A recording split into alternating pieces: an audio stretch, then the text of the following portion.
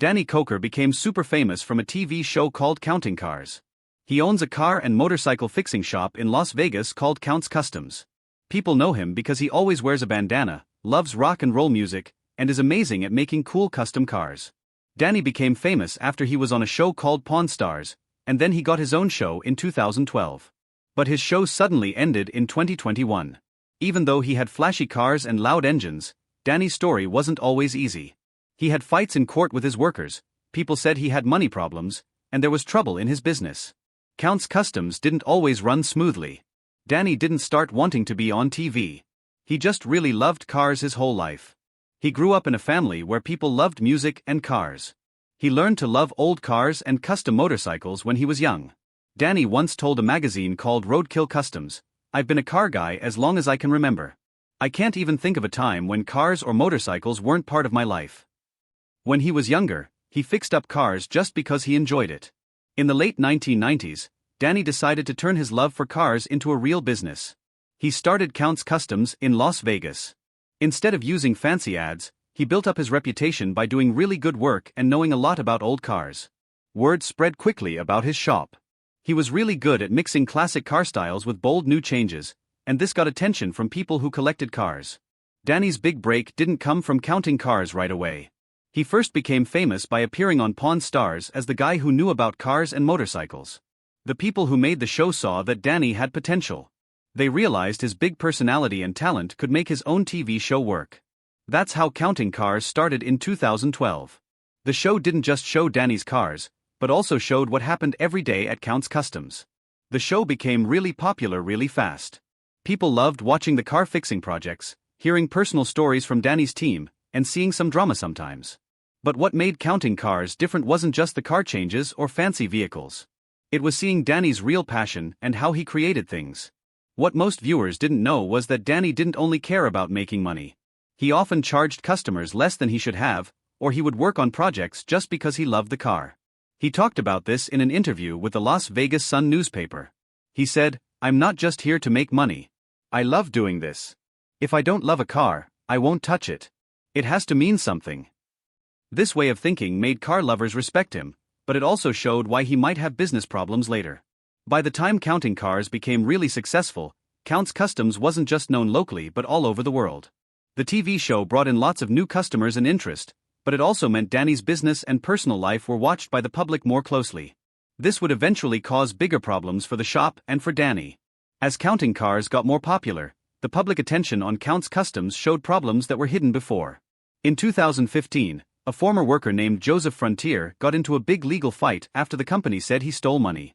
According to court papers that TMZ shared, Frontier had supposedly used company money for his own things, including payments for a Range Rover car and airplane tickets. The lawsuit said the money problems added up to tens of thousands of dollars, which was a big problem for the business.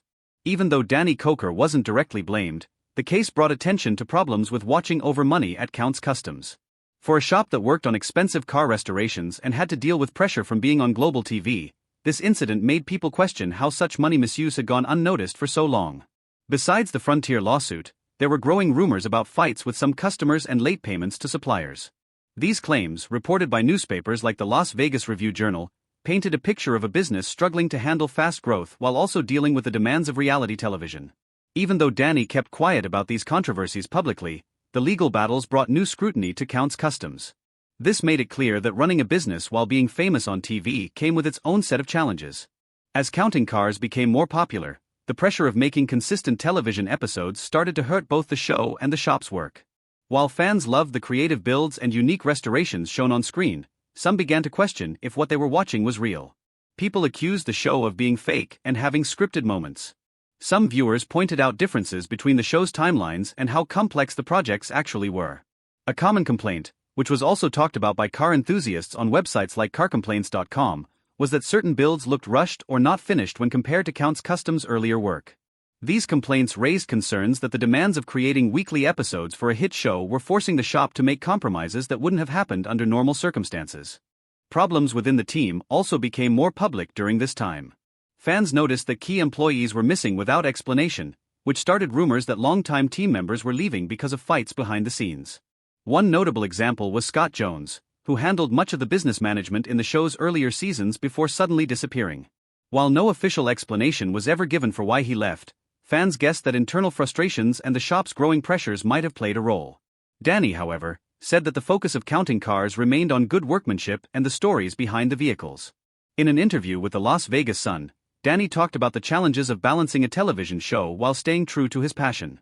He said, "It's not easy, but I'll always put the vehicles first. This isn't just a show to me. It's my life." Still, the criticism and changes within the shop didn't go unnoticed. For some fans, the realness and passion that originally drew them to Counting Cars felt watered down by the growing demands of fame and television production.